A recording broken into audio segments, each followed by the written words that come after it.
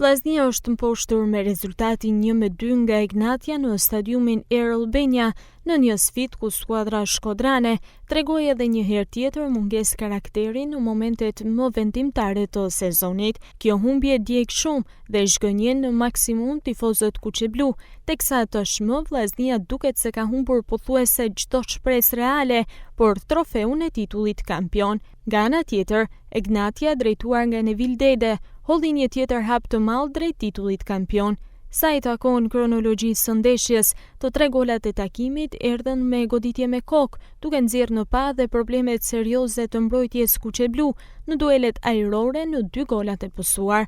Sota kaloi në avantazh Egnatia në pjesën e parë, ndërsa Vllaznia reagoi shumë vonë me golin e Qatos në minutën e 77. Në ato momente, u duk se skuadra e Edi Martinit mund të shpëtonte, duke marrë të paktën 1 pikë, por edhe një herë tjetër, kuqeblut u ndërshkuan nga pafuqia fizike dhe përqendrimi i munguar në fundin e ndeshjes.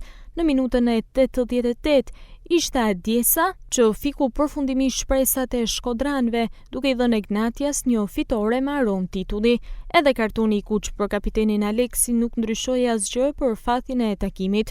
Për Vllaznin, ky është një tjetër sezon që rrezikon të mbyllet me zhgënjimit dhe premtimeve të pambajtura nga drejtuesit. Tashmë kuqeblut mund ta fitojnë titullin vetëm nëpërmjet një mrekullie sportive që është pothuajse e pamundur për të ndodhur, ndërsa Egnatia ka gjithçka në dorën e saj për të siguruar titullin e 3 të radhës i kampion.